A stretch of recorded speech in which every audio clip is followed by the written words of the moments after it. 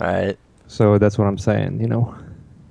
Gotcha. I just want to, We're live. Oh, we you are. just have to protect yourself, sort of, from unwanted encounters.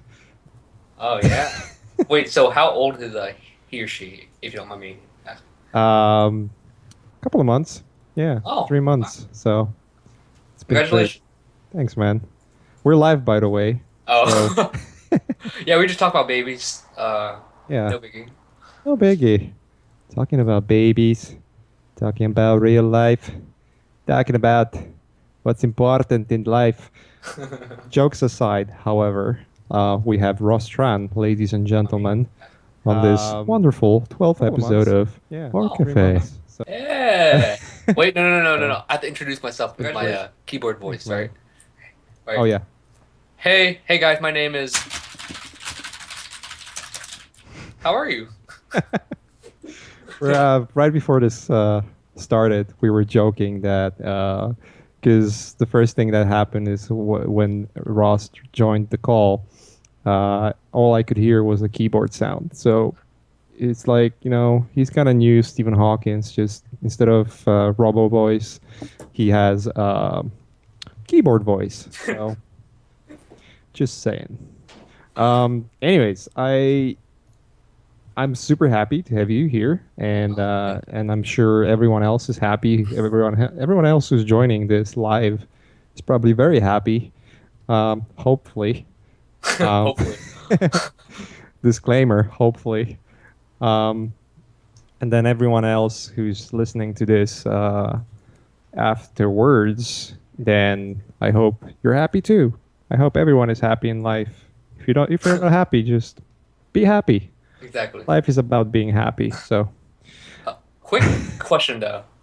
sure. Okay, so Shadi pronounces it differently, but I never got it from you. How do you pronounce your name? Mache. Mache. Okay, Yeah. all right, Mache. When first I had Shadi in the class, that I didn't know, like no one said your name. I thought it was like Masiech or something. Oh yeah. I've heard it so many times, Really? so many different levels. Oh yeah. I've heard my name in probably 20 different, you know, ways. So it's kind of silly. But it is what it is. When you're Much. from a country where all the letters are in different than in English, like J is Y and all that jazz. Yeah. So you just kind of have to expect that, majority of Earth speaks English. So, you know, I was expecting. So that was my first revelation, by the way. I came here and I wanted to order something from Starbucks, Uh-huh. and I had to spend like Oh, no. I spent like 10 minutes explaining my name. I'm like, well, fuck this shit. From now on, I'm just gonna be mad. Yeah. Oh, Ow.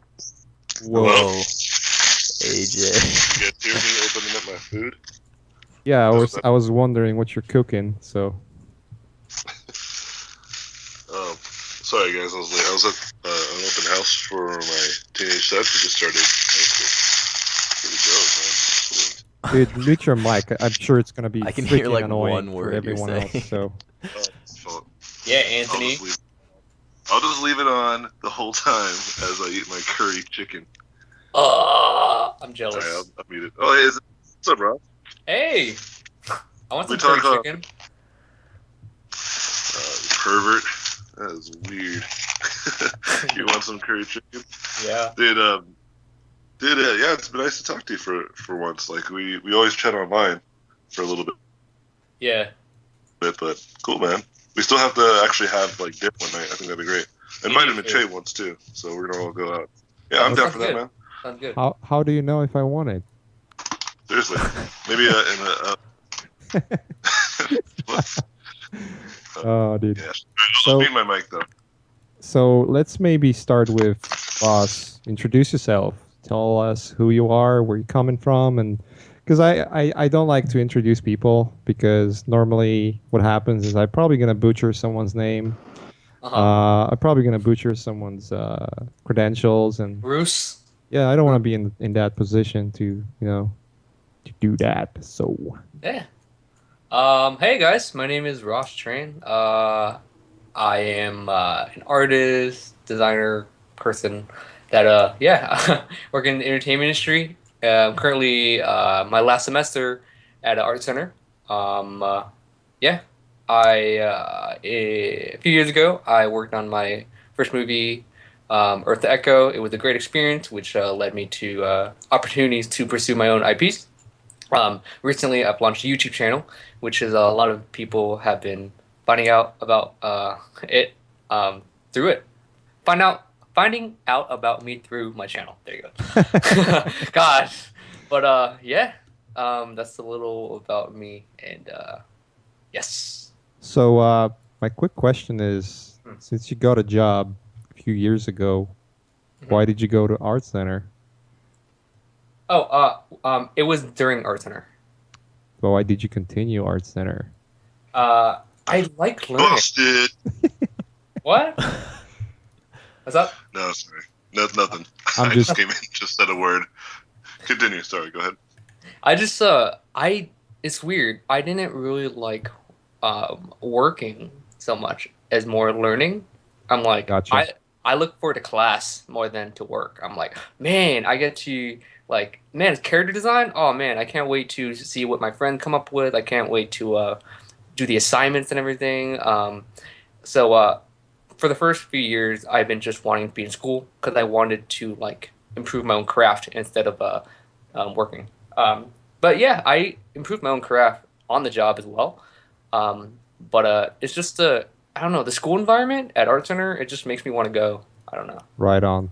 Well, the only reason I ask is because when you get to work on something, that's usually a goal for majority of people. Hmm. It's just to get started in the industry, and as soon as they start, you can just kind of go with it. You know, and you don't want to like, I don't need school anymore. But you have a different approach, and I totally appreciate it. It's a really good thing to kind of look on those things from different perspective, Hmm. and it's kind of fun to hear that you're approaching it way different than anyone else would normally say. Because in most occasions I would probably hear this like, oh, I would just want to have a degree or something, or yeah, or something else. But yeah, I mean, this is good because like that's something I really think is a big value of art center and schools alike, is that you get to meet people and you get to hang out with them and make really good friendships. And Hmm. it's not only the craft that you're getting and learning, and because that you can do it in art school, but you can also do it outside of art school Hmm. depending on how much you really want to do it. Yeah. But one thing you cannot, or it's harder to do when you're outside of art school, or you're working from home generally or something like that, is getting those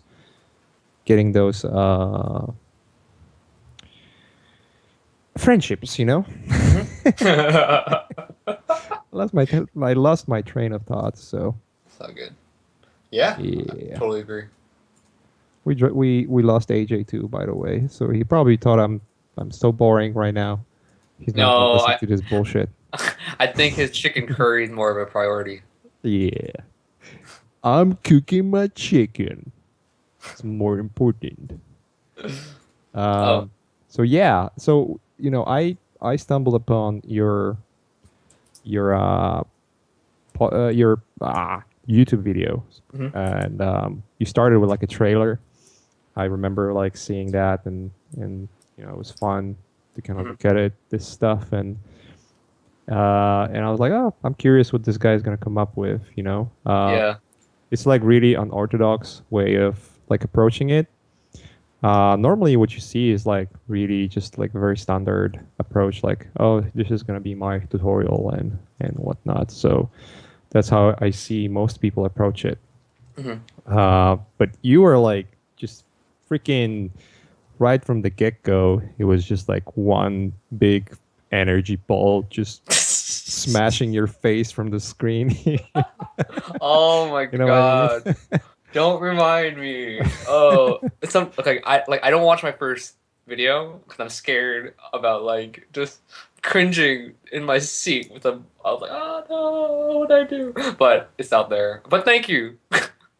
What I mean is just it's it's like this. It's just like different. It's something you don't expect. Hmm. It's Yeah.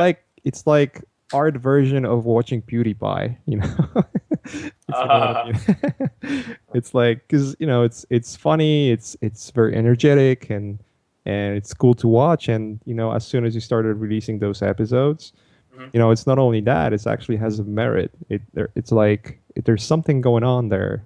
It's not only you just being funny and energetic and just speaking your mind and speaking your character, but it's also you just um, it's just channeling yourself, but also like sharing the knowledge that you already have. So that's great. That's a really something that people obviously are responding to based on like how much traction your YouTube channel is already having. Oh, you've been doing it for like a month and a half or 2 months right now, right? Yeah, it's been 2 to 2.5 months, I believe. Yeah, so it's not really like a lot of time if you think about it, and it's already like growing really fast. So it's awesome, dude. Oh, thanks, man. I I appreciate it. I just hope you're gonna continue doing that. So yeah, you're sending me some images. Yeah, Oh wait. I just want to Oh my God, send Anthony, the what did you just wrong send? person. What? I didn't send anything. Did I send something? Oh, did I send something? Yeah, you've sent something. Oh, whoops, canceling. Oh, dude, sorry. I have so many icons on my I desktop. just joined. Whoops. All right. I So what I I can did. I canceled it. Don't worry about it. Oh, thank you. I have I have so many icons, and I just dragged it left and right. Dude, Oh my AJ, God. dude, you have to mute yourself, man. Just unmute whenever you talk, Okay, because whenever I get a yeah, I whenever can, I get a text, yeah, someone's like, I'm so sorry, guys. I, But every- let me just say what I was gonna say until the whole file interruption happened. I just wanted to say, yeah, your YouTube channel is hilarious, man. I love it. Oh, thank you so I much. cracked up. Yeah, me and my coworkers were just like watching them, and I was like, dude, this guy is freaking awesome. Man. I Oh was like, who is this man. guy? No, No, then I thank started you. seeing you hanging out. Yeah, I started seeing you hanging out with some of my good buddies, like Dan. I think he's Mhm. going to be featured in one of your newer videos. And I was like, what? It's like, how does Dan know this guy? And he's been keeping him secret from me. And I was like, all right, this is some bullshit.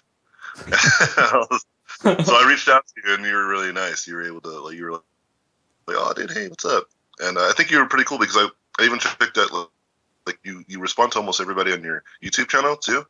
And that's really great, man. And I tell people all the time that, responding to people is not too hard to do.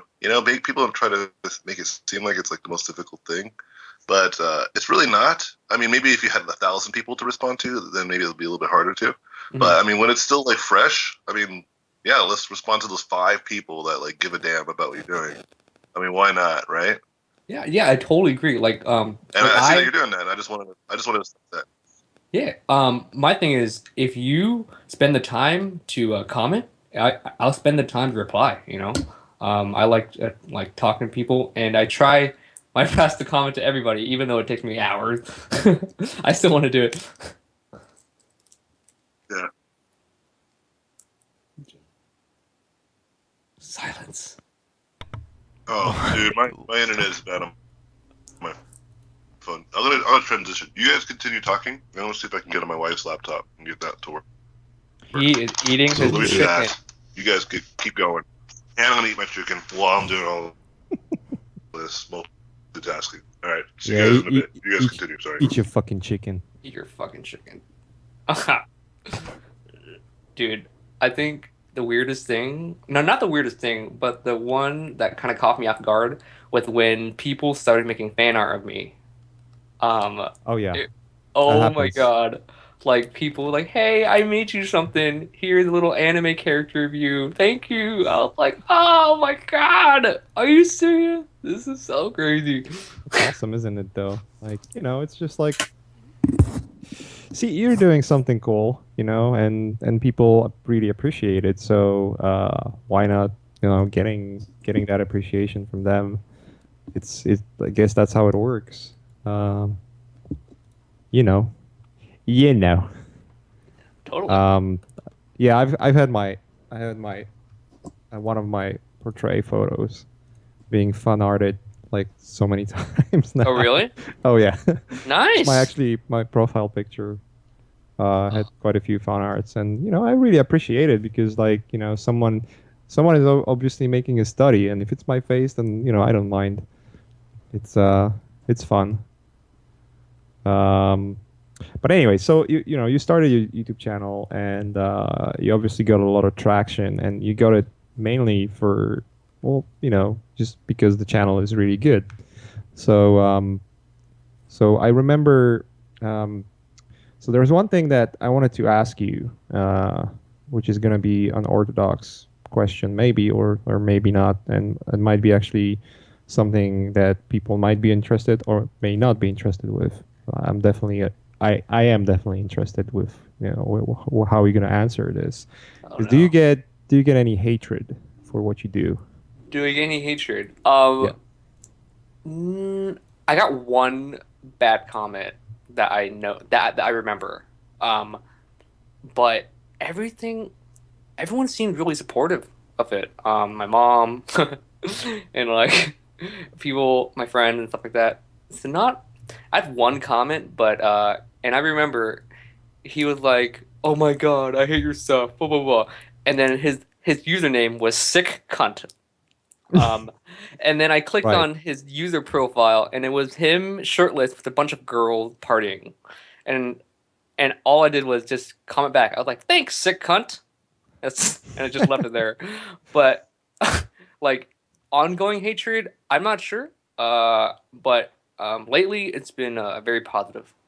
That's awesome. That's awesome to hear because there's one thing that happens is the more popular you get and the more supporters you have and the more people actually follow your work and are with you like almost like daily, especially if you post daily and you're like out there.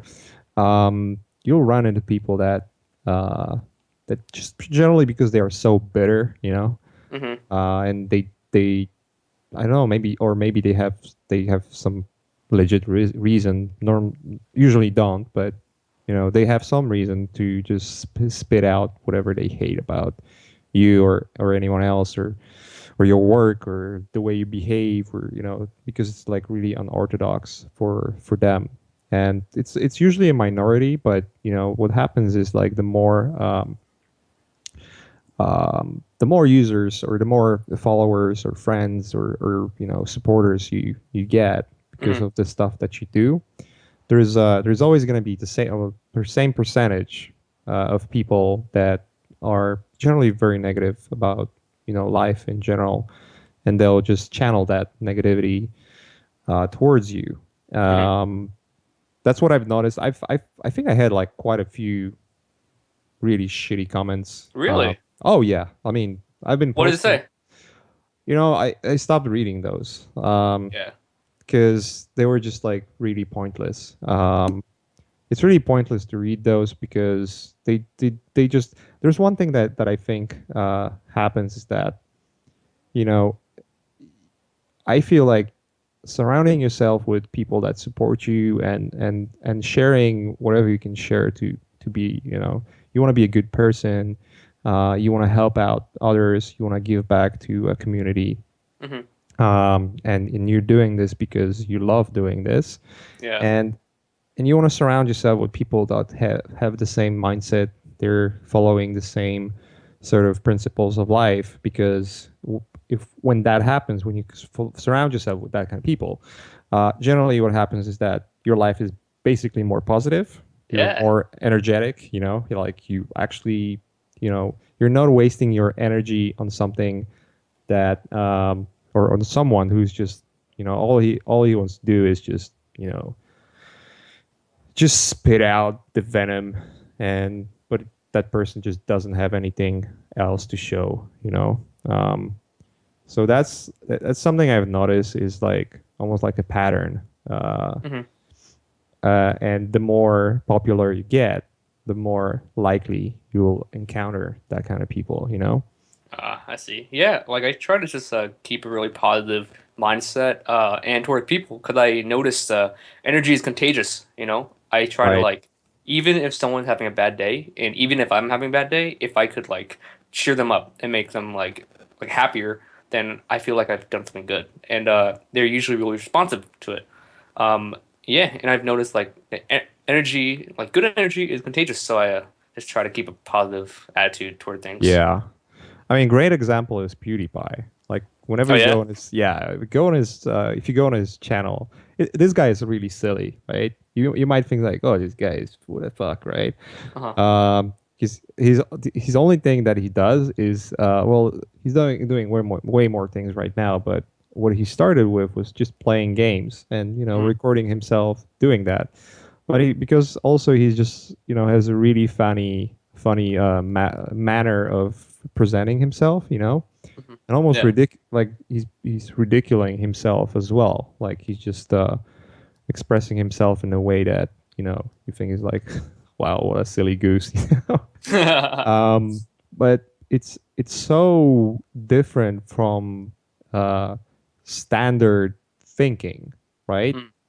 That what happens is that that are people just they don't accept that uh, that reality. Like, whoa, like what the heck? You're getting a successful YouTube channel, and but you sound like an idiot. Like, what the hell?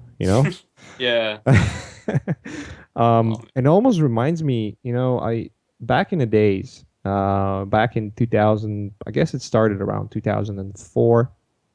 Um, there was this almost like a movement of being pure about painting and not using photo references, Mhm. and not really like if you used photo in your painting, you were the biggest piece of shit, on Oh forums. man. Really? And everyone would just like be really, really, like, oh, you're using photos? Like, what the heck, like you're such a hack. Like, I hate you. You shouldn't be Right. posting. Like, it was ridiculous, Mhm. And frankly, I was surrounded by people with that mindset for like a long time. Really? Yeah, it's basically just my work environment and the fact that I generally wasn't aware that how positive thinking people affect your life. So I haven't been selective about who I hang out with. Mhm. Just basically the mindset of that was kind of really damaging and really kind of backward when I Oh look in man. in perspective, right? Mhm. Um, so there was this idea that you're not a purist, so that means you're a hack and you shouldn't be doing this, and that was until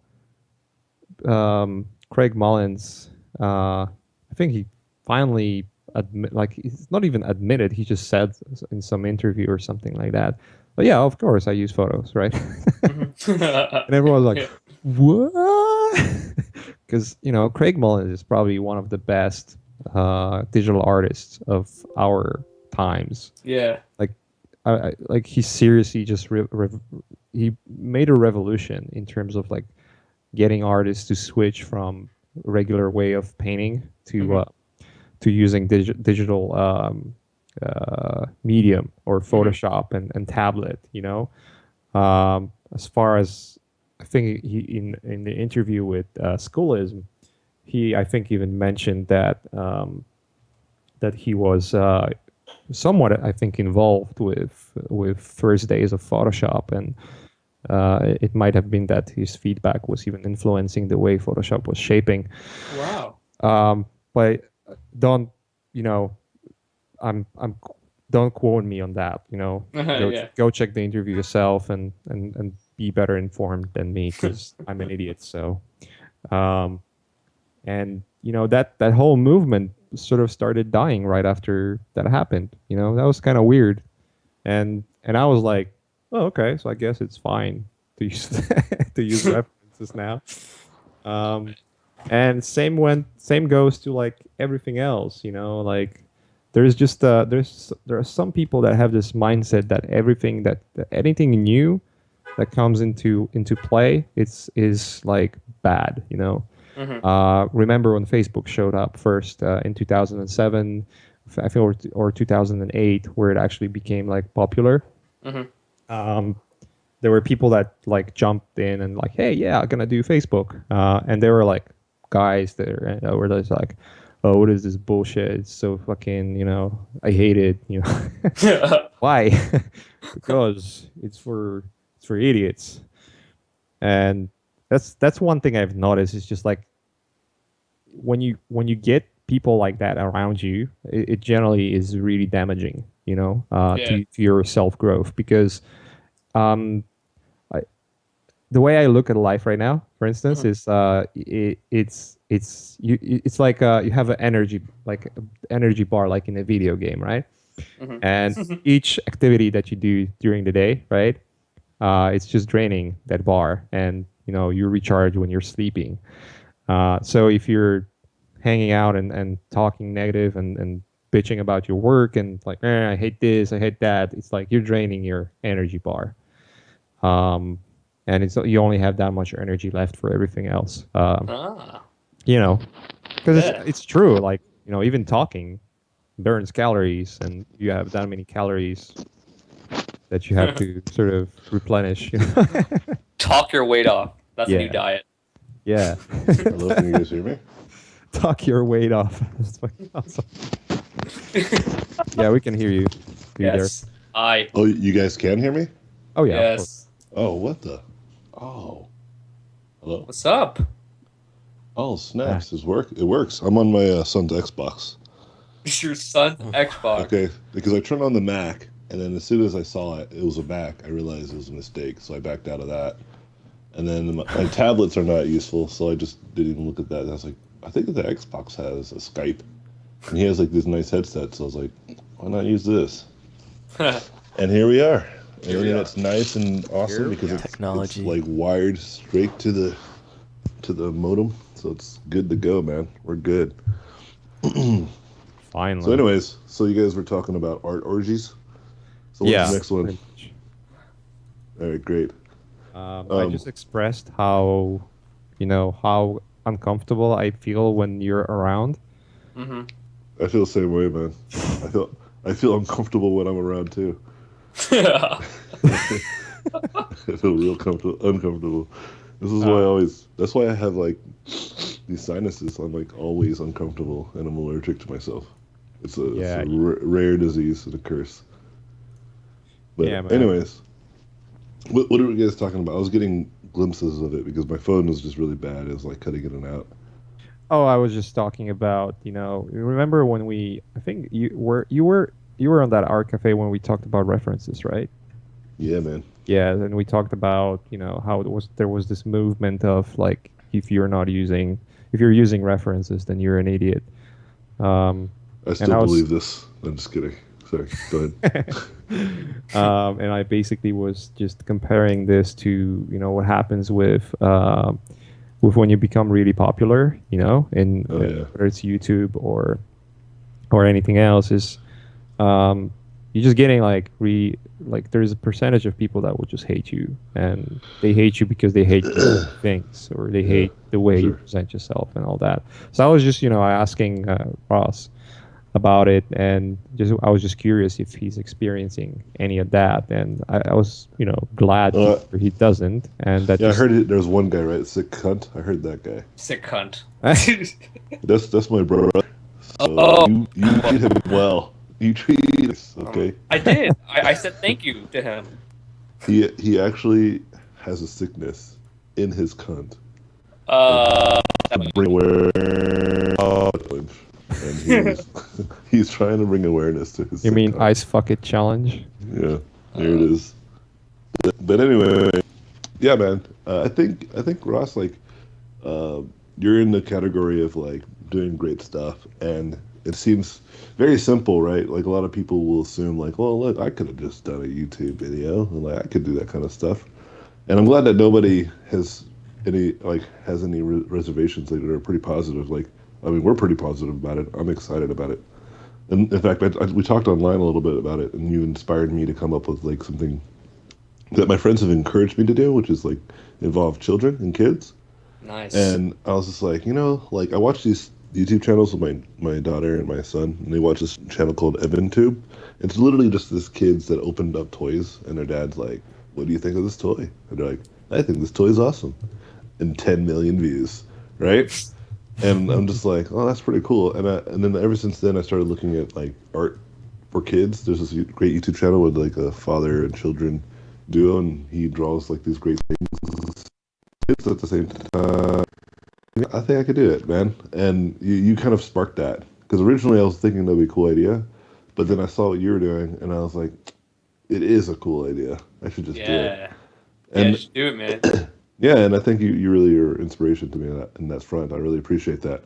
But I guess the thing that I, wanted to tell people too is that we should encourage each other. There are still sick cunts out there who are trying to tear us down, man. I mean, the more fame you have, the more it happens. You did an interview with Level Up recently, and those guys are awesome, man. I'm good friends with those guys. Nice. And I remember we had a good conversation because they're at the level where they have like these types of complaints coming at them.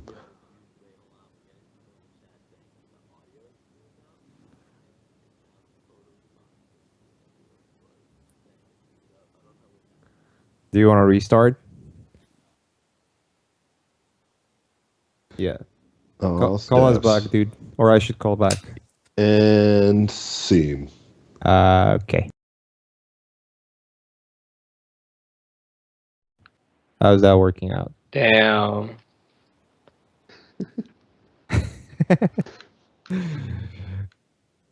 Drooby. It's your fault. The fuck, man. I, I, I trusted you, and you failed me. You failed me for the last time, Admiral.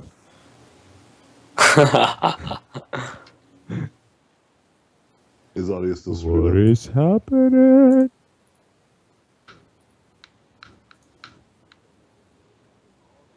Well, because we disconnected, right?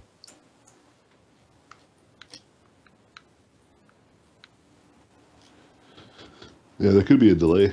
There's always like a 5-second delay, isn't there? Yeah. Oh, really? Holy smokes. Dude, what the? And the secret to concept art is... They're just like, what? No! Oh, really? Okay. So, What about let me check ask you a the question. XSplit or yeah? What's the question? My question is, was it everybody or was it a few people? Because sometimes it's like one or two people, and it's on their end, it's their internet connection. Okay. Oh, sucky. Yay, I hope so. Yay. That's the only person we care about. The rest of you guys are just a bunch of sick cunts. Okay. So my friend has said you and Mache are fine. AJ sounded like Terminator's cousin. Oh, then it's probably the Xbox stuff then. My fault. Yeah. I think we're good now, right? All right, well, we'll just assume it does. And Okay. if I sound like a robot again, like let me know, and then just kick me out and then call me. Yeah, kick me out and call me back. So that way, it's probably just me then. I'm probably having the error. Okay. Well, anyways, I was talking about Level Up. Level Up, that's where I was at. Yeah. So you did an interview with Level Up. I have friends with those guys at Level Up, and we were talking about Level Up. All right, so those guys are awesome. They're doing awesome stuff. It's like completely free. Like, and I remember that like I was talking to Wojciech, Wojtek. and yeah, whatever, Polish, and he was telling me, he's like, yeah, man, like it's hard to run the thing, and because we have full-time jobs and doing all this stuff, and we're trying to put this stuff out here, and we still get these people like complaining and like yelling at us and mad, and it's like it's frustrating, man. Like I'm trying to do good stuff here, and I don't know sure what to do, and I'm like, dude, honestly, just keep doing whatever you're doing. Yeah. Don't worry about it because it's free. Those people are like privileged, and they're just like complaining just because they can. I mean, you're doing something that's great. You have like literally hundreds and hundreds of hours of like free interviews and content and great talks and lectures and motivational like speeches from these great people. Yeah. I mean, anyone that's complaining is kind of like they just want more, and it's unnecessary to cater to those types of people, right? And I guess like since you're starting out, Ross, like I don't want you to ever be deterred, ever. I'm not sure you will ever. You seem too positive, like you have too much positive energy. I'm just here to say, like, yeah, keep it going, man. I really want you to be a huge success. I'm rooting for you, buddy. And so, Thanks so much. yeah, and you're gonna get this every once in a while. And I think it's important that we all, as an art community, like really kind of just like, look, when someone's doing something great, that means that we all have the same opportunity to do great things, you know? Yeah. And if we start to tear each other apart within, like, because this is something that there is like 89% like of awesome support amongst our community. I think we're a very lucky community, to be honest. I had a guy I talked to who was in the he was like in the I think like industrial design industry, right? And he was saying this is not the same. Our community is much different. And I'm like, wow, okay, But us, I think it's something cool because we're all artists and we all appreciate just good artwork in general, and I think that's why we're kind of okay with each other, kind of sharing the same space because we're like look at each other's work all the time, you know. And although we can be jealous and we can be like, oh god damn it, Che is so much better than me, Damn and it. I'm like, yeah, I'm like, I'm not. but I was like, but I love his work. I can't get mad at him. He's like inspiring me, He's inspiring me to try to do better too, What if I all of a sudden I'll become a racist bigot? What do you mean all of a sudden? What? What do you mean? If people saw the Zing. text messages Zing. that you send me in chat. What about All the the pictures? The pictures are the most important. Yeah, no. But yeah, I think it's important. Every morning after toilet, there is a picture. Oh boy. Here we go. Here we but yeah, I totally agree with you, AJ, and that's why I started this conversation, because I'm pretty sure you will have some idiot just kind of trying to ruin it for you, and I totally agree. You just never cater to that kind of people. You just have to be focused on what you do, and only take the positive energy that everyone else is trying to give you, because this is the only thing that matters. One commodity that we have in life is time, and that's regardless if you're rich or poor. Everyone has pretty much the same amount of time, well, unless you're unlucky with some really bad diseases, which is really unfortunate. But generally, like everyone is pretty much around the same currency, around the same ballpark. Not me. I'm gonna live forever, dude. You saw those robot arms? Dude, that's the beginning, man. I can't wait to be really Terminator's cousin. That is gonna be real life. I can't wait. You know how it feels right now? It feels like you guys are my aspirational uncle giving me advice. I'm like, oh man. Now, when I was your age, Ross, I used to draw in Photoshop CS2. And in that software, you're like, oh yeah, really, Uncle? You weirdo. One thing I wanted to talk about that spurred a train of thought was you mentioned positive energy, and people always ask me, "Hey, are you always like that in real life, or like are you always so positive in real life?" But the answer to that question, we're human, and we go through all the kind of same emotions that every other human do. My channel, like I just look forward to like Ross draws that that guy in a way, or that extension of myself, is motivates me too. Like when I'm like just not on my channel, because I just look forward to inspiring others and emitting positive energy. And sometimes when I'm like a little more down, I actually kind of sometimes just rewatch my edits, and I'm like, wow, I like in a way make myself kind of happier because I mean we all have personal shit going on, you know, and sometimes like I'm hella like fucking sad or something like that. Oh Um, no! yeah, Don't break the myth. Don't. I'm sorry, but Don't like, break the Disney PG-13 myth, dude. sorry, I won't. But like my I'm just channel, kidding. like Go ahead.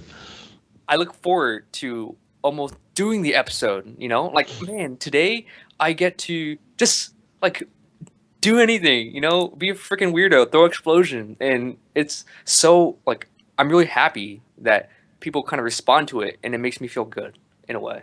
And like this is Dude.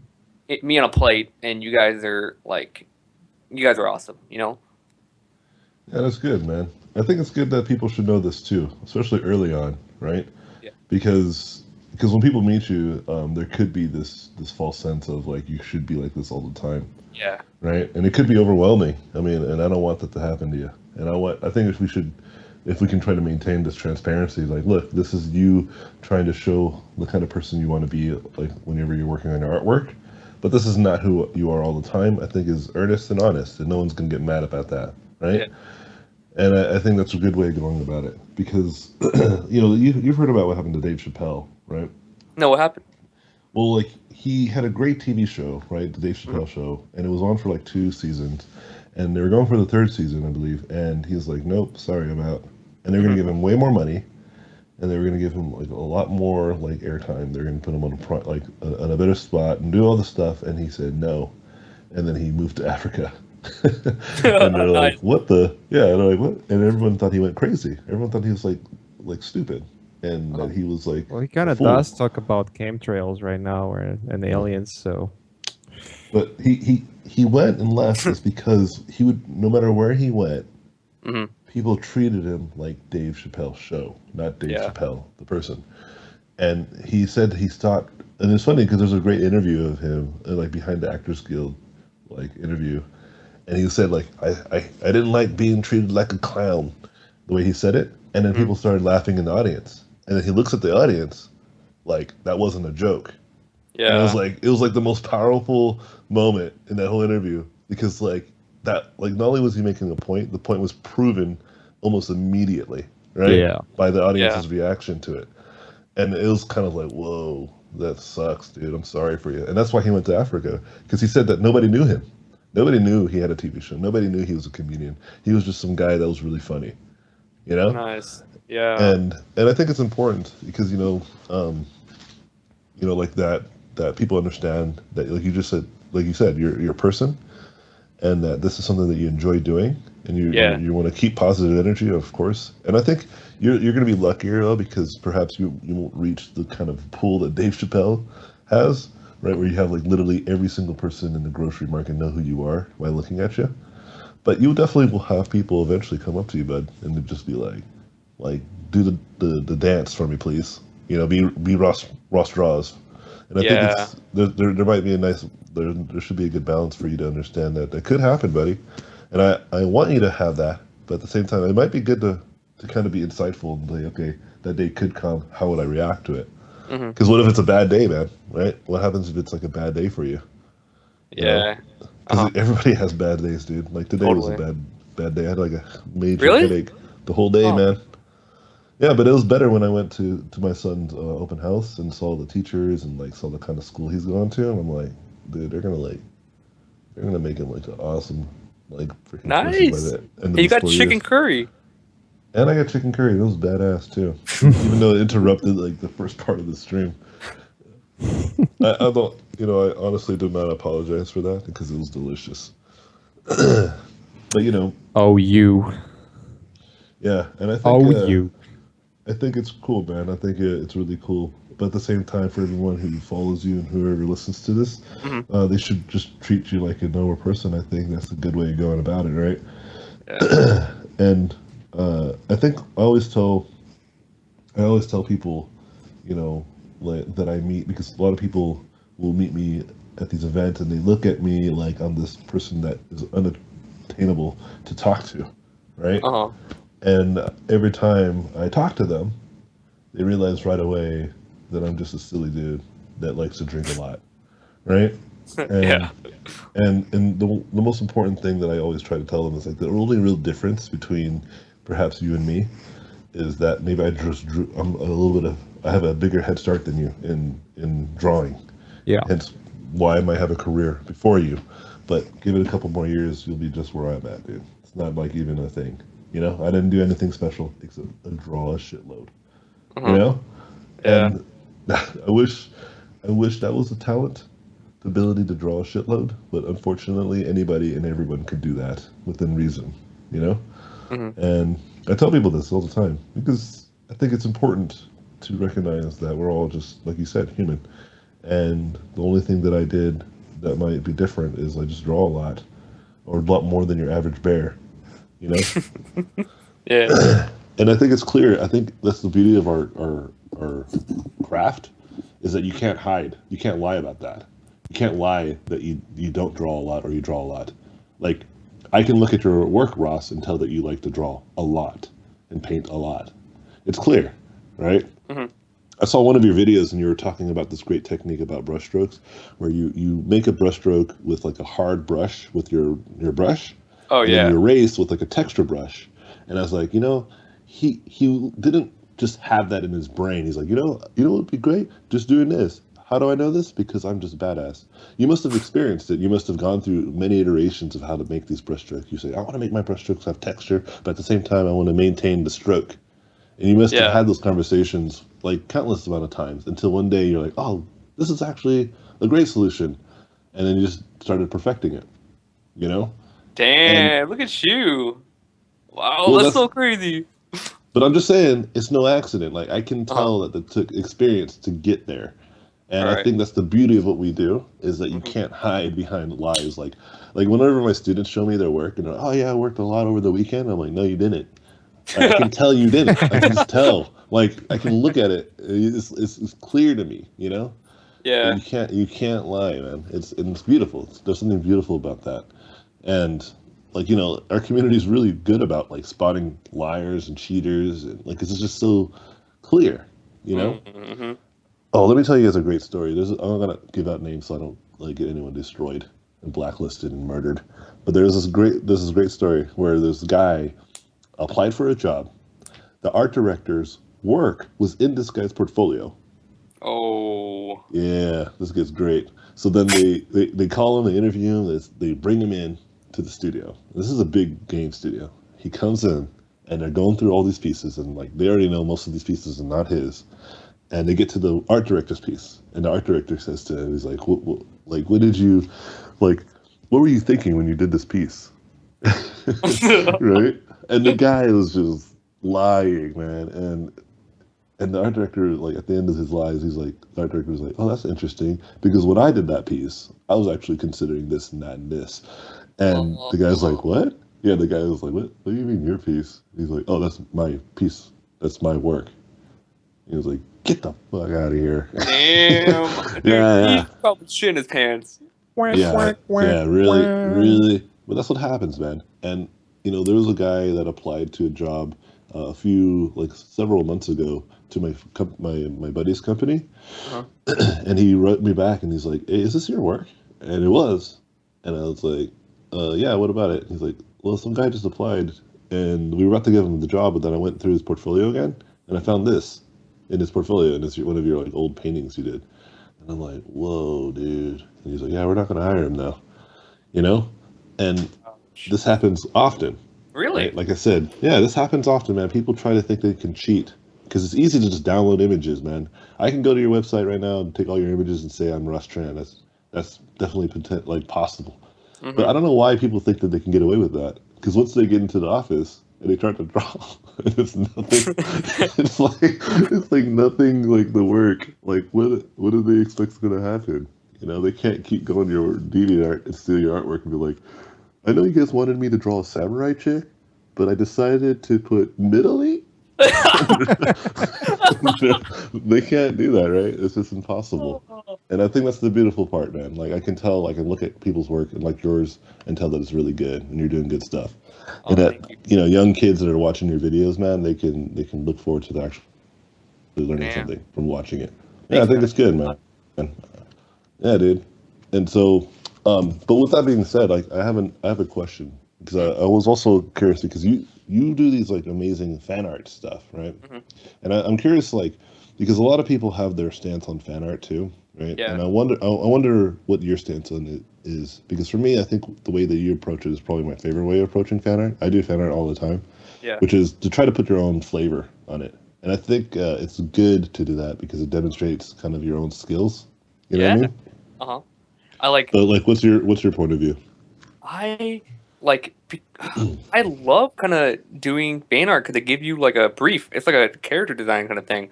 I like taking my own spin on things. Like think like, oh, what would Craig Mullins do with Princess Mononoke or something like that? You know, um, Yeah.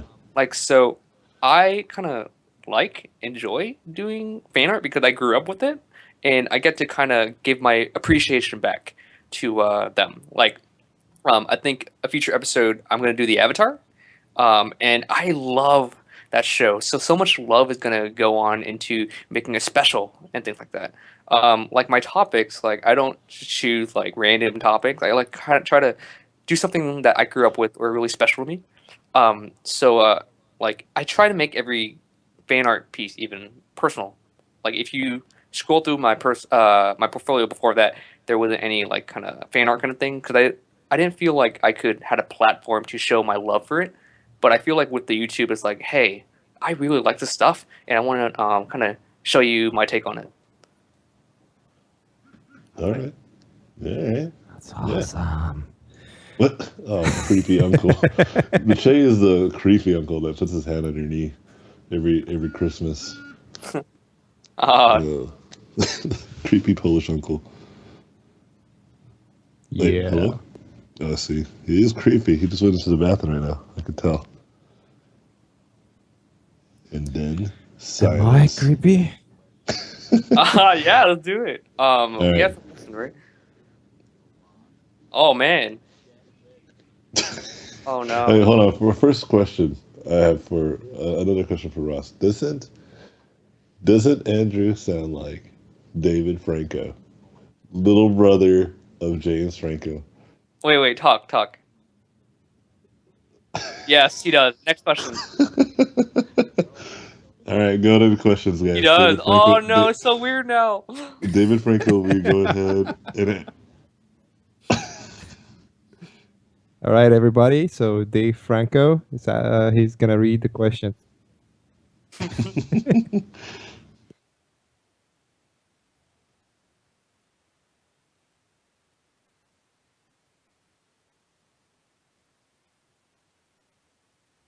Okay, here is the trick I want everyone to try. Um, just jump up and down and scream. Like honestly, just do it. Just Ah! I made Dan do it before our video because he was kind of nervous, kind of scared. I'm like, dude, we're having fun. We're filming. We're gonna do art, and he was kind of reserved. And I made him do it, and he got like he got this burst of energy because energy is something we can create from chemicals from ourselves because we were built with atoms and energy and stuff like that. So if you just jump up and down, you'll just like I guess the chemicals will just like fuse together and you'll create some. I don't know. yeah, But that's my like I think solution. that's literally like true, man. It's like adrenaline. You like Yeah. literally just described adrenaline. Yeah, Yeah. that sounds perfect.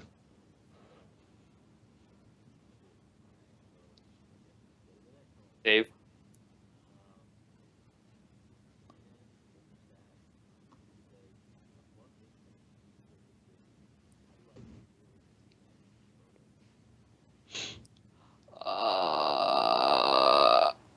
That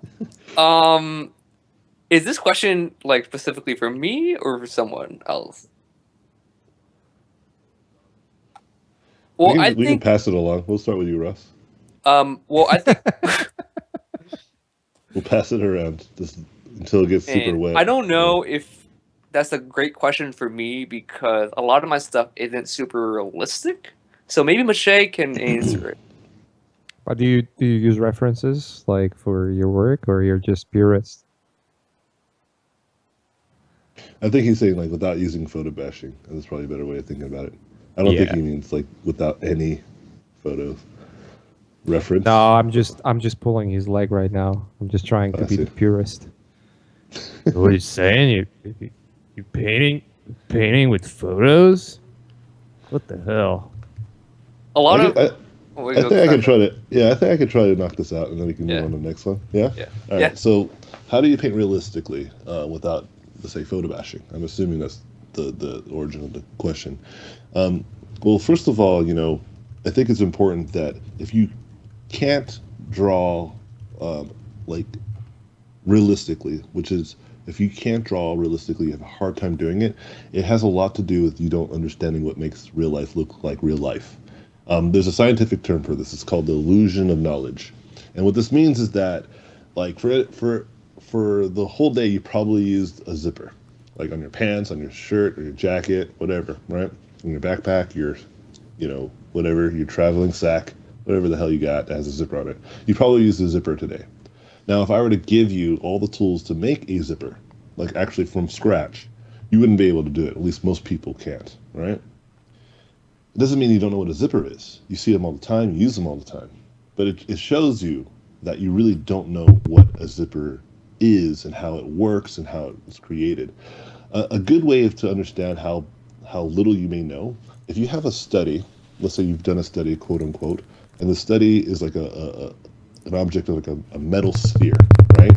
And you did like the still life of like a metal sphere, and it looks dope, and you're like, look at my study, it's awesome. And then you go to paint, let's say like armor for your character, and it looks like plastic, which usually happens for like amateur like artists. This means that your study was not really a study, but a copy. In the copy, all you did is move one pixel to another pixel. That's all you did. And unfortunately, that's really easy to do. If you give anyone enough time, they can actually probably draw anything. And I mean anybody. Like if someone like my wife who doesn't draw a lot, if I gave her like a year to try to draw and paint a metal sphere, she can do it.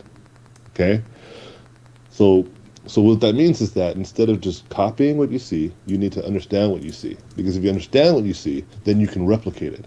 You can say, okay, that metal sphere looks like a metal sphere because it's mostly reflective. And when it's mostly reflective and it's a sphere, it's going to have a certain form to it. And if it has a certain form to it, I have to pay attention to what's going on in the environment. I have to pay attention to where the light's coming from. I have to understand what is happening. And then you can draw and paint more realistically. So to give you a good example of what I mean is that I spent a year and a half in figure drawing classes, life drawing, with my teacher Charles.He.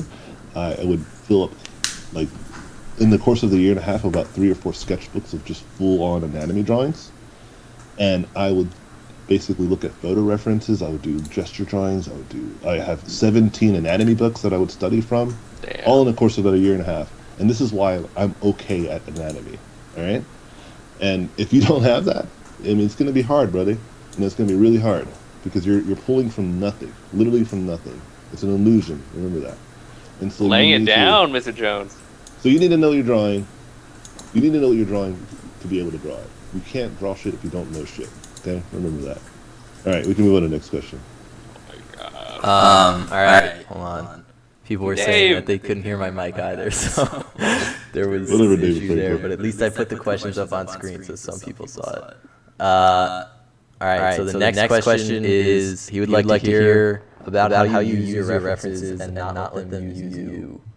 I think I only pull reference when I don't know how to do something in a way. So I have a like a picture in mind. I'm like, hey, I'm gonna do this illustration, and then I need a reference for the eyes. So I'll just grab a reference eye for their face or something like that.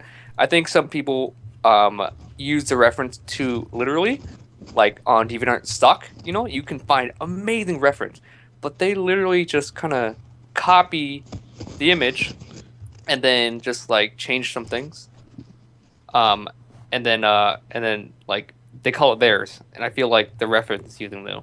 So just remember your main intention and story.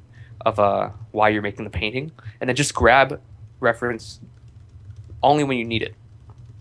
That makes sense. Totally makes sense. Yeah, I mean, the one thing that that you have to it will expose right away when you do that is if you don't have painting skills, it's going to be extremely hard for you to do that, because all of a sudden you have to come up with things that are not in the photo.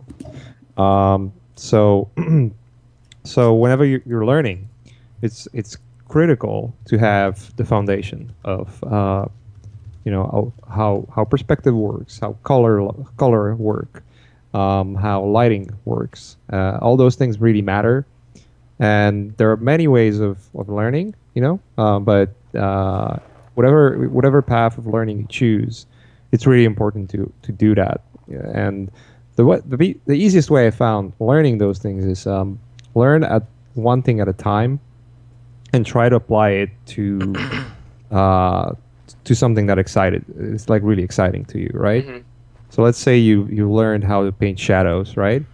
So then just paint shadows with designs that you feel like you're really excited to paint, and that way it's not gonna be like a grind, because that's the worst thing. Like when you're learning, it's like, oh, I have to paint those freaking circles for like hours and hours, right? But once you know how to paint circles, and maybe you're not like good at it just yet, um, if you just paint them but maybe try to design something, you're actually like doing two things at a time without thinking about it, because you're practicing circles. Practicing circles is actually kind of mindless work that you have to do sort of to develop the muscle to do it, right? But then you're doing also design work, because you're thinking about ideas all of a sudden, and then your time spent on painting becomes more valuable, and it's actually more fun because you will see like that time is flying. And damn, I spent like 3 hours doing circles because I was trying to design something with circles. It looks like shit, but it will be looking like shit for quite a while, but eventually I'll get it, Yeah. Cool. All right, I guess we can go to the next one. In the chat, people keep telling me, like, every time I say something different, there's a different weird thing going on. Like, one time, apparently, it sounded like I was on fire, and then there was like a soda can fizzing next to me. Then they said that I was echoing, and then I sounded like a robot. So I don't know what this is about to sound like, but let's hear it. I think it's the sound of "you're fired." Yeah. I'm done as it is. I'm done. Anyway, the next question is from Zor on Facebook, and they say, I would like to learn about growing a fan base without being annoying. I don't even know how to phrase this question. Without being annoying, inspiration, speed painting tips, and how to avoid procrastination. Oh God, I think it's like 20 questions in one. Yeah. Basically, how do you grow a fan base? Like and keeping your tact, I guess. I think people just follow who they like gravitate towards, and make sure that everything you kind of produce comes from a genuine place, because people sense that energy is energy, and if a piece, I think a lot of people try to just grab followers from painting what's like the typical kind of thing. But we see it and we kind of like it, but we forget about it. And I think a lot of people we follow has like a story to tell, has a point of view.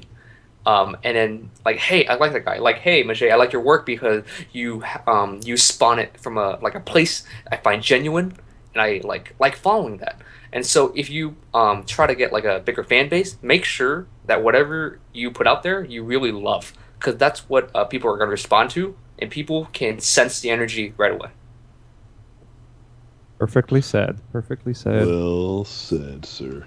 I think to add to that, yeah, if you're worried about building a fan base, then your worry is kind of, it's not necessarily justified, because you don't want to build a fan base just because to have one. You just want to build a fan base because they're actually fans. There was a time in my career where I had an option to there's a site called Fiverr, and you can like pay people to give you views and likes on your website or your Twitter or your Instagram. And I was like, oh man, this would be cool. I can like give myself a huge burst of people to follow me and care about me, right? That'd be right. And then I thought about it, and I was like, well, is it great, or is it like disingenuous, right? It's kind of like what Ross Mm. was saying. And I was like, well, okay, I'll consider it later, but I'll just keep working on whatever I'm doing, and which is just drawing and painting and doing whatever and talking about whatever.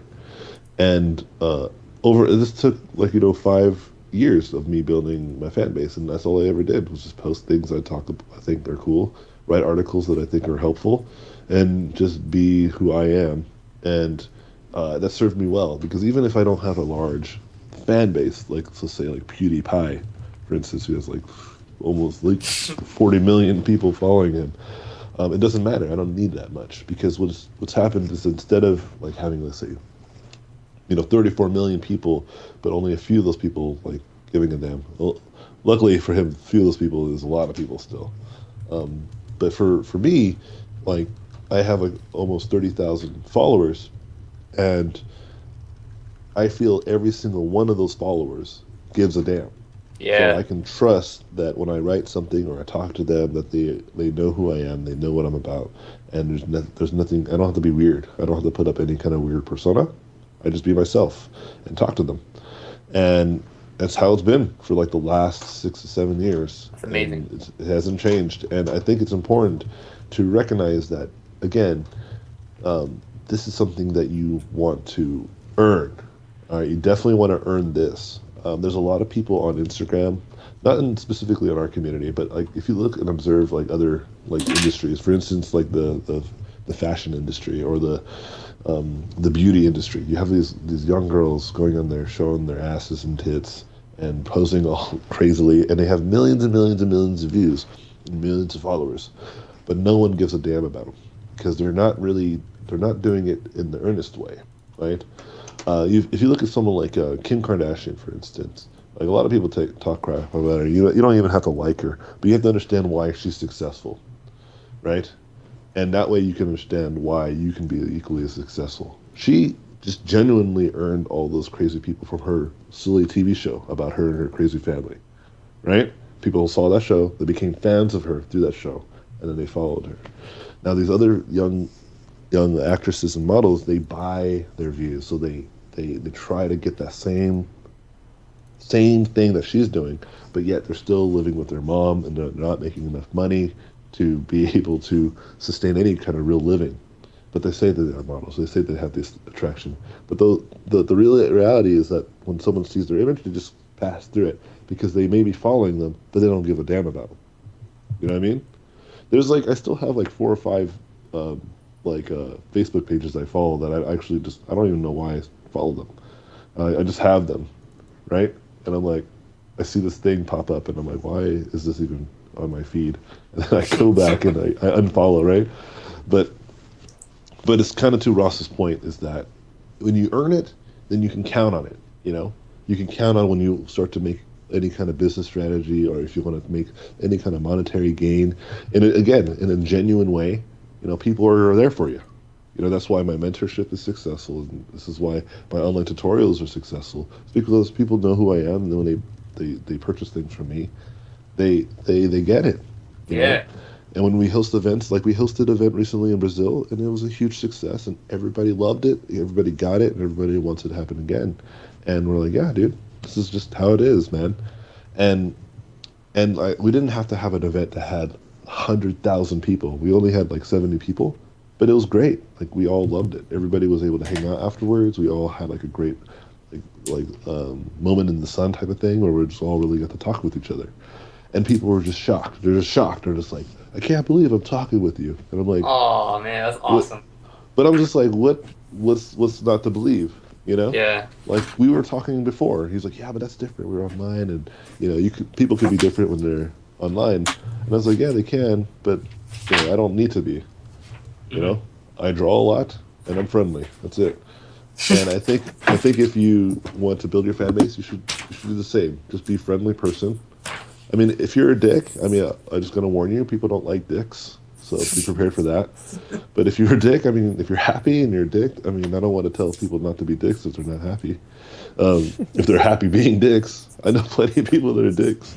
They're some of my best friends. One of them included is in this conversation. Yeah, it's Dave Franco. Yeah, Dave robot Franco. Dave Franco. Yeah, but like, as long as you're happy, right? But and if you just are yourself and you provide something that is valuable to people, that's all that really should matter. And I think that's just my expansion to what Ross is saying. That's like my personal view of it as well. Hell yeah.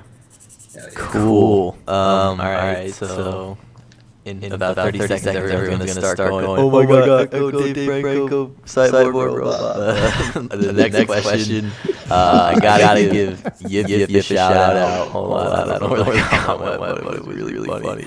Said, hold on. I don't know where it went. Oh yeah, question. How do you avoid mic echoes? Alright. The next real question is from Ange on Facebook, and they ask to talk about motivation and books. Motivation and books. Like, what about motivation? Like, where do I find motivation? Yeah, you had a good video about it. Maybe you could just reiterate what you said in the video. Yeah, I think motivation like comes from, I guess it's almost weird, like the like happiness, but it's in the distant future. Like I feel like I'm motivated when I think about, oh man, like I can't. Like, I motivate myself to obtain where I could be, but it changes every day. That's one way of motivation. Just like think about like, hey, what do you love to do? What do you want to do in like 5 years? And that image, hold on to it because it can grow, it can change every day. But that's your kind of foundation of how you're gonna start. And also loved ones, do it for family. I think that's great. Like I think Anthony finds motivation with his kids, right? Damn right I do. Yeah, you do. Yeah, bloodline. But my main kind of, I guess, motivation right now is just trying to, man, I can't, the future of opportunity, like, hey, there's so much cool things that are happening and opportunities are like endless and I can't wait to, it just motivates me to keep trying harder because I'm putting energy towards something I really believe in and I know it's going to come back to me. That is good. Che, Anthony, do you want to take that one? It's kind of open. Oh yeah. What I will say about motivation. Someone's drawing. Oh, sorry. That's fine. No, keep drawing, dude. So one thing I will say about motivation. It's something I've learned from that book that I'll be always talking about from now on until forever, The Compound Effect. The motivation comes from either love to something, to specific subject that motivates you to either follow that subject or something, or hate, but not hate in terms of like I fucking hate you, it's like gonna destroy your life, but more of a hate like I hate that I cannot do this thing, but I really want to do this thing, that kind of motivation. Like I hate that I cannot draw. Like if we just if we just talk about drawing, for instance, I cannot draw humans correctly, but I really want to do it. And that hatred, that frustration, is actually building energy that allows you to focus and spend more time. It's the one that is harder to obtain. This kind of motivation that doesn't come easy, and it's probably less frequent. The more frequent one is like you're positive about something, like you really like something in your life, and that what motivates you to pursue that thing, right? From my experience is that whenever you're excited about something and you kind of lack the motivation and the willpower to do it, think about this. Um, think about what will happen 3 months from now or a year from now, right? There's only two options in regards of that thing you're motivated, like you want to motivate yourself about. You either start doing something about it, you know, and you don't have to push yourself to the limits. Just start with whatever, even if it's just 10 minutes a day. It's still 10 minutes a day, right? And just start doing it. Just start thinking about, like, if you want to be better at drawing characters, take anatomy classes or study anatomy online, you know, look at humans, look at human muscles, look at the anatomy pictures, just to understand like how muscles work, how they bend, or which muscles the body has, and just draw it. Spend 10 minutes a day drawing a figure that you find online. If you really like too lazy to go to classes, or maybe there aren't classes with figure drawing anywhere near you, um, just, you know, pull out a picture and draw from it. Can I? and and and that way, in a year from now, even if you do it 10 minutes a day, you'll be hours and hours better than if you wouldn't do anything. If you wouldn't do anything, you've done zero, so you're still at the point of being, you know, not being able to do it, so it's zero, right? But any time you spend, you kind of compound it, and it's just create, like, it's just making you better over time. Even if it's 10 minutes, it will still work for you. It's going to be 10 minutes more than nothing. Yeah, totally. You Can wanted to I? add something? Yeah, go ahead. Yeah. I just want to say you actually have been motivating me a little bit to draw, man. Every time I go on Facebook or on Instagram, I'm like, man, he has a new awesome freaking sketch. Ah, god damn, I need to draw more. So I've been like, I'm doodling right now because I'm trying to That's like make awesome. it a habit to draw more. So yeah, like I totally expanding on what you think. Like we kind of motivate each other and seeing like, man, like Kim Jung Ji. What I don't know how to say it, but every Yeah, you got time it. I see a new sketch from him, I'm like, man, that is amazing. That motivates me to draw more so I can be like him. Anyway. Right on. Yeah, I Yeah, mean, so you just have to do something, like Yeah. whatever that is. It's hard. Sometimes you're like, I'm fucking really tired. You know, I have two jobs, and it really just it's I don't want to do it. Like I don't have energy to pick up a pen and start drawing. You know, even if you have two jobs, right? You gotta take a shit once in a while, right? Yeah. So take take your pencil and take your sketchbook and draw when you shit, because you're shitting. You have to shit because, you know, you have to expel all those materia out, like this material out of yourself. But you can spend that time being productive and just drawing, even if it looks like shit, even if it looks worse than what you just shut I out. guess I guess we got to make a new Facebook group called Number Two Pencil. Oh, Oh, that's so Or- good, that is dude. amazing. That's amazing. and it'll just Trademark. only be shit drawings. Just be shit drawings. And you have to draw on a toilet paper. Like, you already have half the materials there. And to be honest, you can kind of, depending on how much you care about your hygiene, you got your second material too. You got your Conte, you got your charcoal, right? You got your crayons. Okay, I'm Duty, sorry. My mom duty might be crayon. listening. So let's Wait, next question. wait. What nationality are you? Are you? I think we were. Me? Yeah, yes, you. Ross Tran. I'm Vietnamese. Dang it. I was gonna say What? some Korean stuff. I thought maybe you might be Korean, but never mind. If your mom is Vietnamese, she will not understand my Korean words, and that is me being racist. So let me add something to the motivational stuff too, and then we can go on to the next question, I think. So one thing I want to make clear to people is that motivation is a very hard thing to do, and not everybody can do it, right? And one of the main reasons why is that, you know, our brains are very like they need some immediate sense of satisfaction. And some people, like myself and Mache and Ross and Andrew and everyone, that a lot of my good friends, um, you know, some of us started with very little motivation, and others started with a lot of motivation. I'm one of those people that if I wanted to do something, I just did it, right? And I think Mache, you and I are very similar in this regard, right? Yeah. And but it even took us time. Like you came from being a janitor, I came from being a plumber, right? Like we had to like a little bit of real life to kind of interfere, and Yeah, I then kind mean, of we gauge we our had sense of kind of more motivation. motivation because your life is already so bad, Yeah. and you know you want to change it. Okay. So Okay. So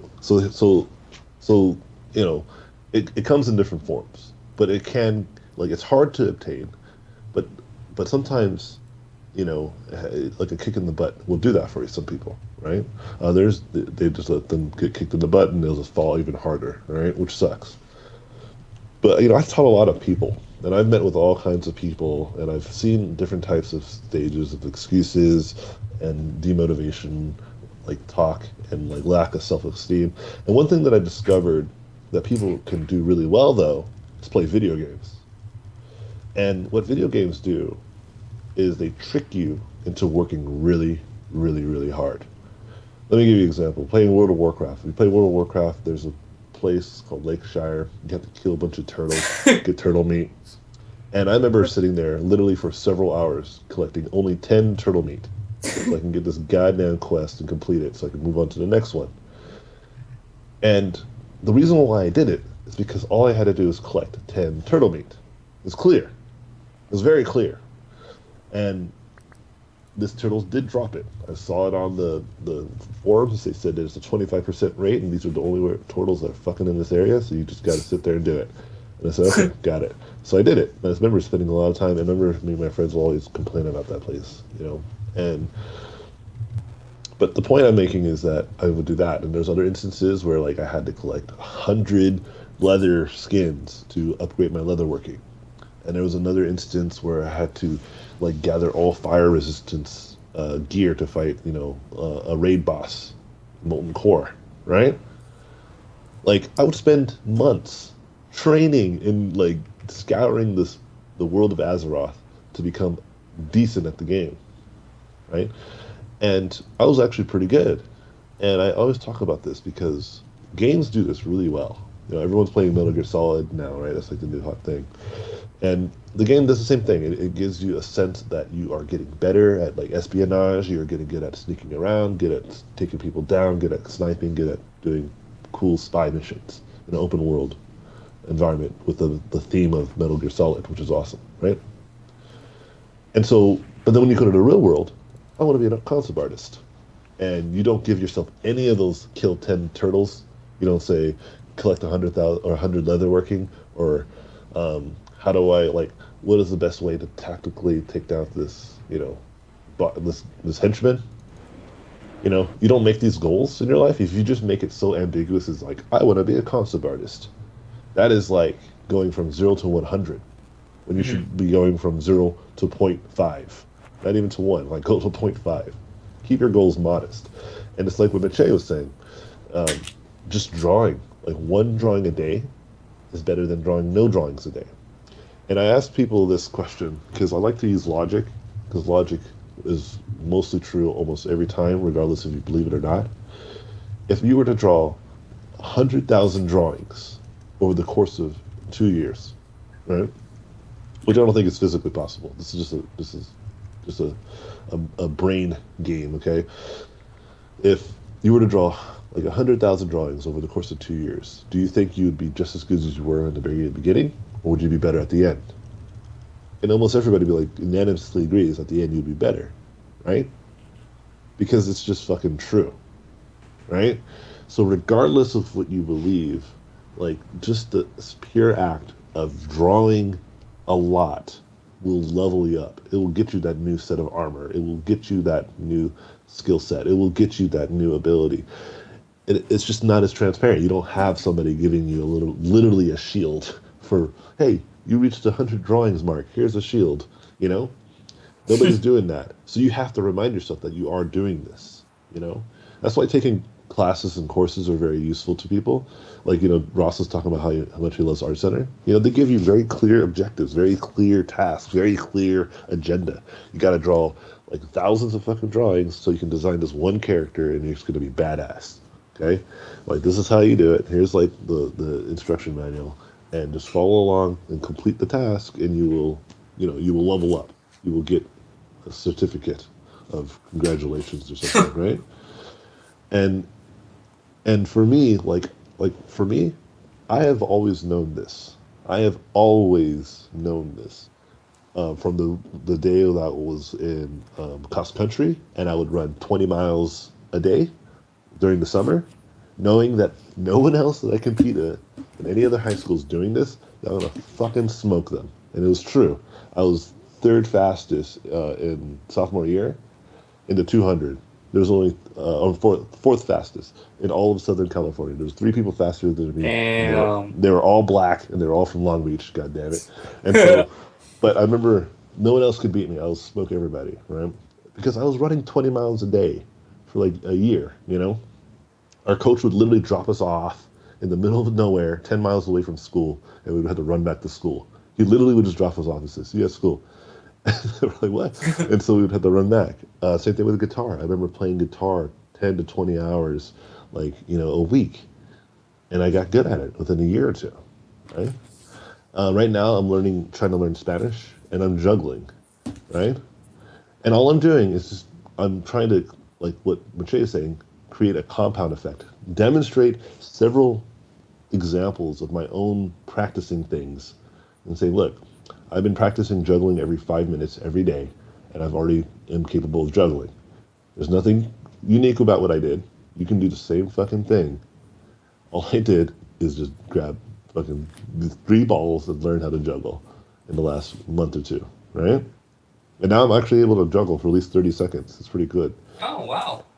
Yeah, it's actually not as difficult. But like my point is that we assume that we should just deserve to be good at something because we put a little bit of effort. The reality is it's a continuous effort.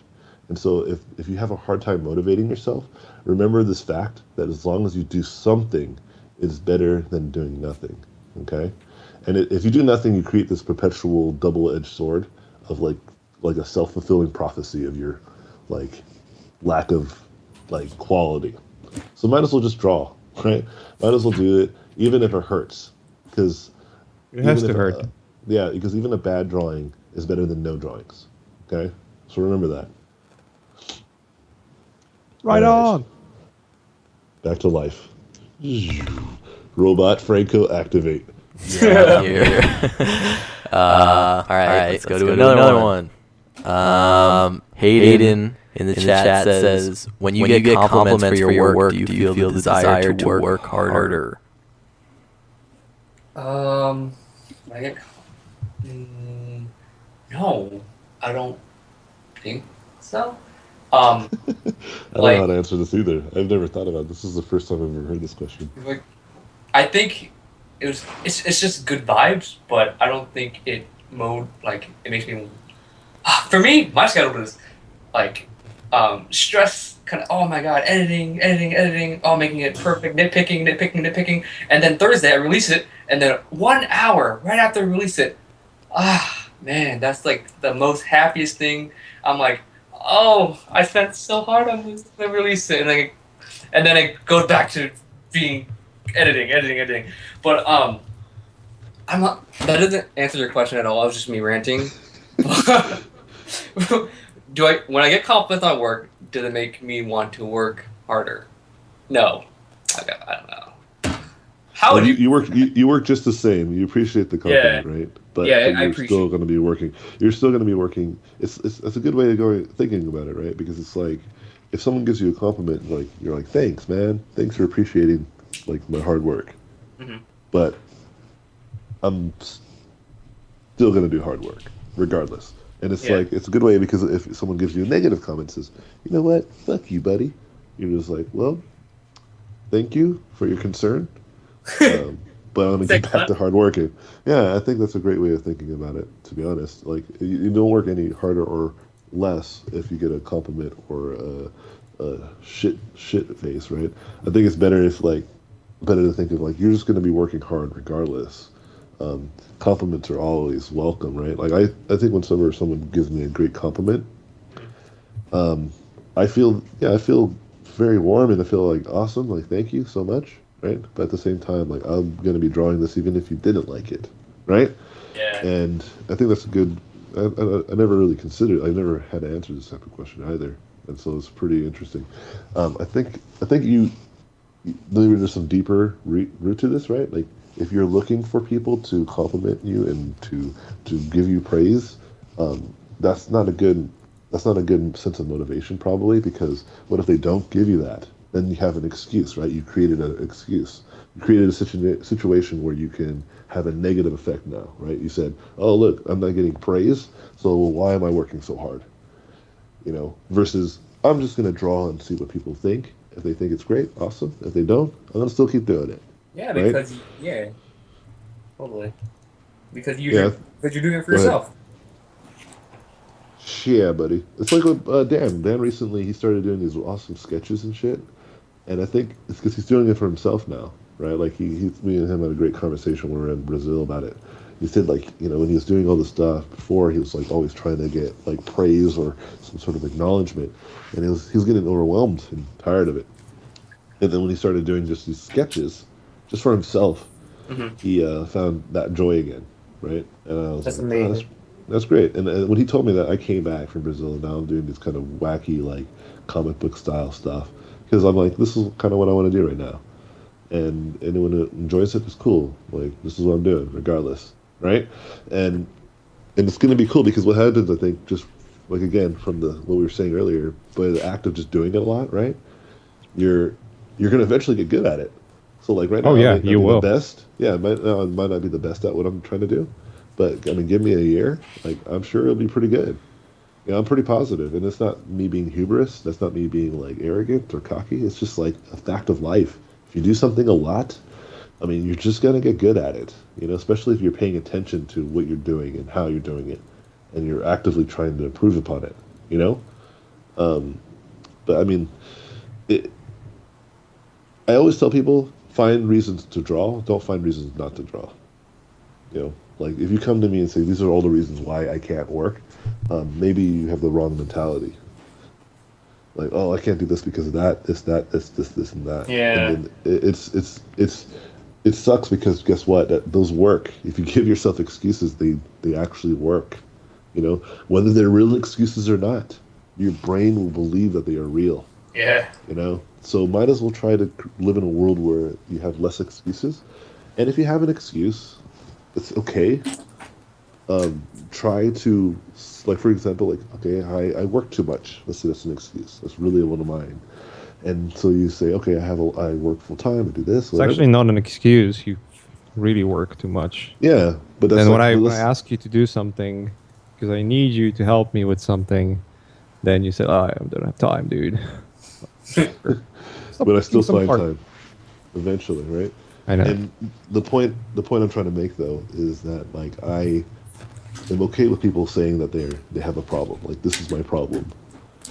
I'm not okay with them continuously using that like years later. That means they didn't care and did nothing to change that problem, right? Because that means they just lived in that reality and they hold on to it so goddamn hard that it's so hard for them to detach, right? And it could have been true at a time, but now, I mean, come on. Like, if you are so complacent and you complain about your complacency, I mean, whose fault is that, right?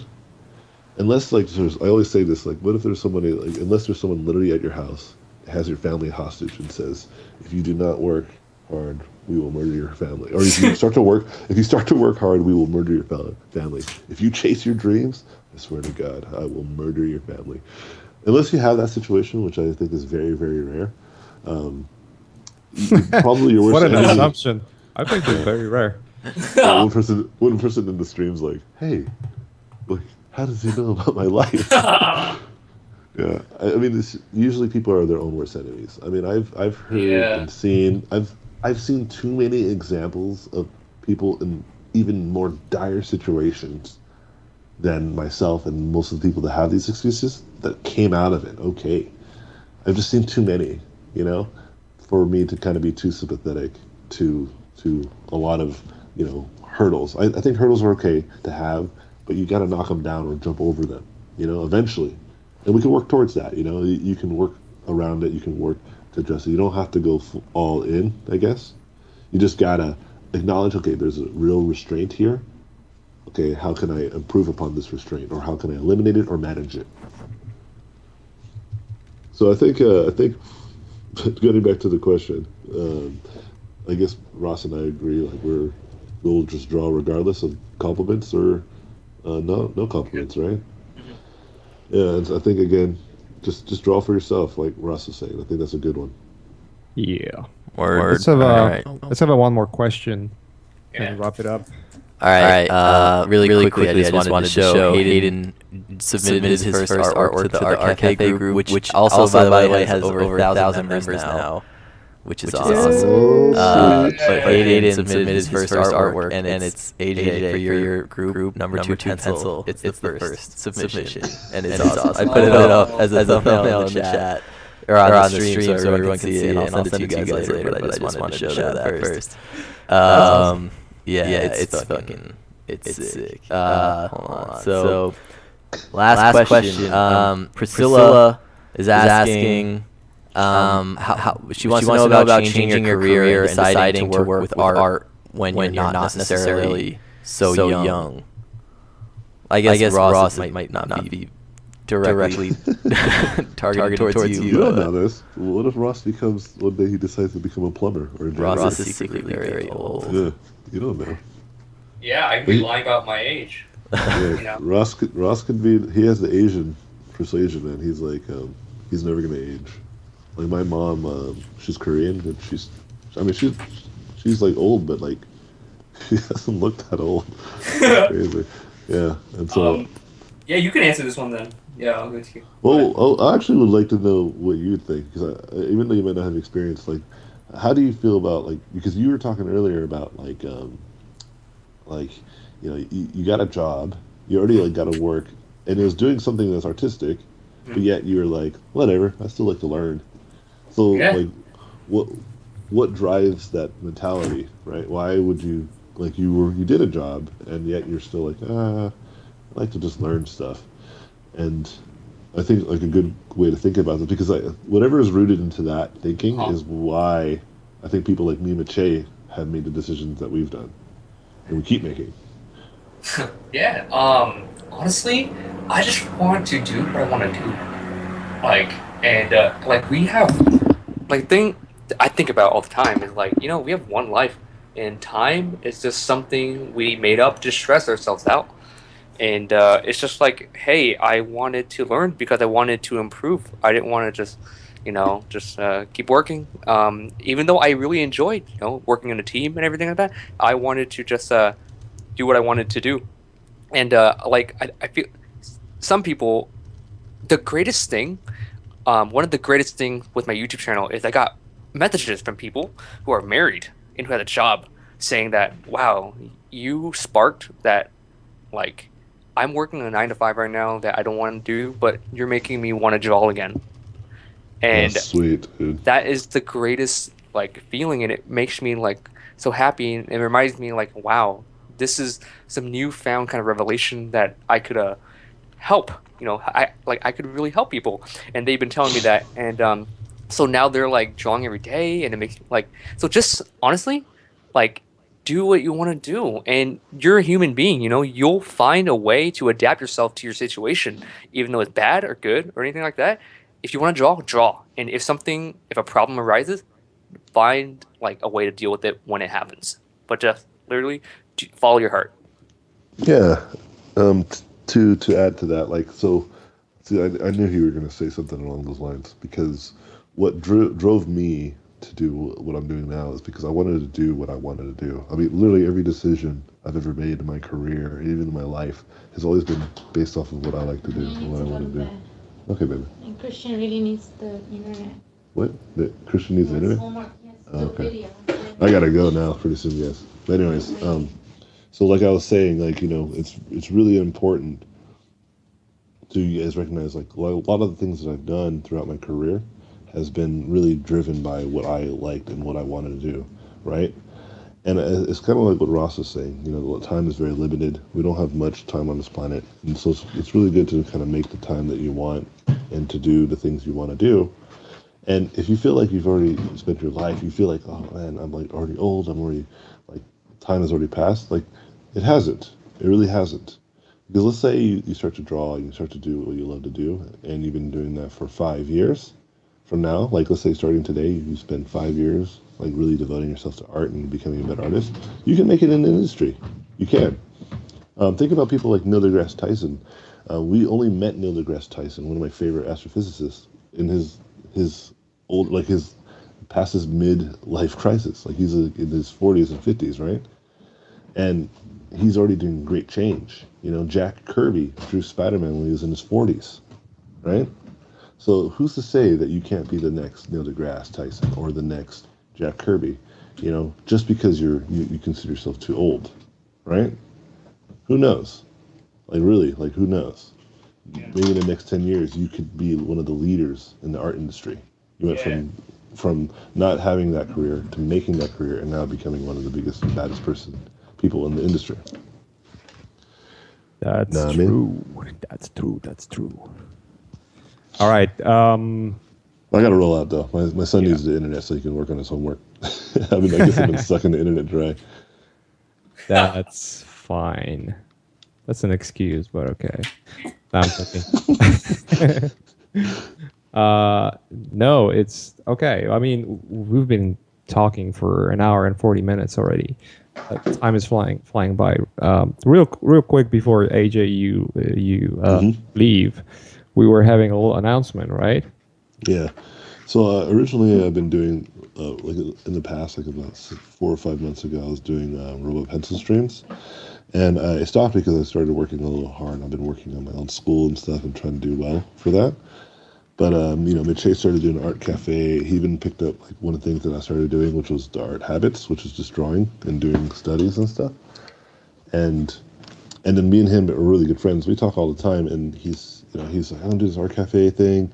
And I was like, dude, you're doing great stuff. And he's like, well, why don't we like join forces? You know, you come back to the stream stuff, like we can kind of do it together. So maybe sometimes you're not there, I can be there. And when I'm not there, you can be there. So we can kind of keep this game thing going on for as long as we can, right? So we can kind of partner up and make sure that it's not all on one person's plate, you know? And I thought that was a great idea. And like, so I decided basically I'm putting my efforts into Art Cafe as if it was robot pencil streams.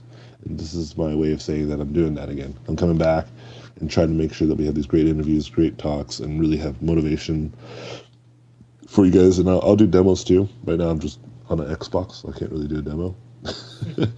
But you know, in the future, yeah, we will hang out and draw and talk and have great conversations.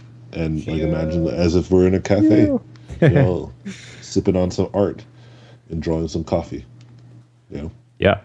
Or vice versa. Whatever. The second biggest thing that I just really want to briefly mention for those who missed out is we're starting online school. It's very soon. It's called Learn Squared, and I'll let Andrew kind of give a little pitch because he's good at it. He has that Dave Franco voice, you know. I sound like a robot too, though, so it'll be extra exciting. Yeah, all right. So Learn Squared is a new form of art education, which is founded, curated, and empowered by industry-leading artists, some of which you guys might be a little familiar with.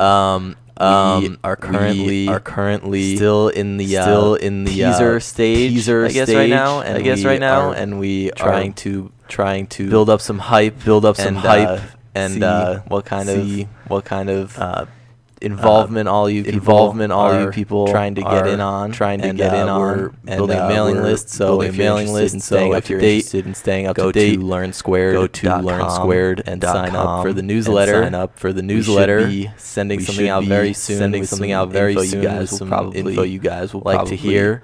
And I guess somebody else take it away now. I'll take it away.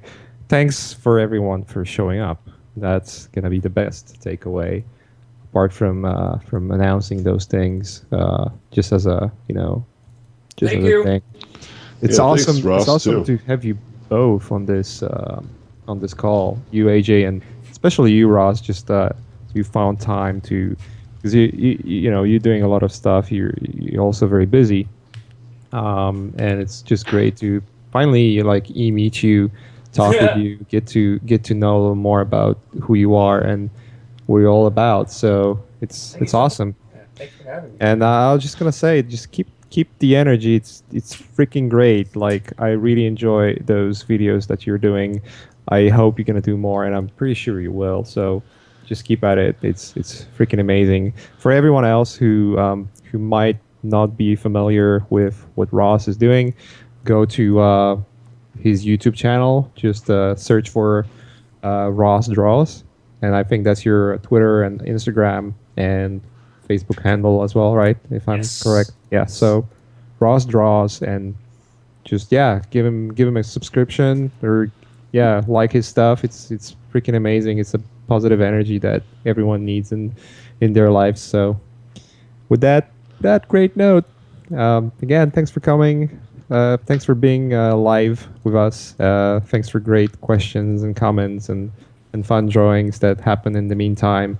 As always, feel free to ask. Feel free to suggest what would you like to, what would you like us to do better. We always want to improve. Now with AJ on board, it's going to be much easier and more frequent. Hopefully, we'll see how Yeah, this man. goes. And It will be.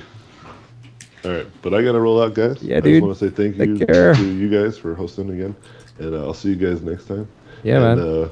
we'll all have lunch and dinner one day. It'll be great. We will. Chicken We'll curry. have Indian food. Chicken Yeah, curry. there it is. Chicken curry. Somebody Peace wanted out, to know guys. what kind of chicken curry it was. What kind of chicken curry it was. Chicken by the way. curry. Was it Only Indian kind of or chicken. was it Indian or Japanese. Japanese? Oh, or anyways. nice. Oh, gotta roll out, guys. Peace out, Alright. guys. Have a great night. See you, dude. Talk to you soon. Bye, See you, dude.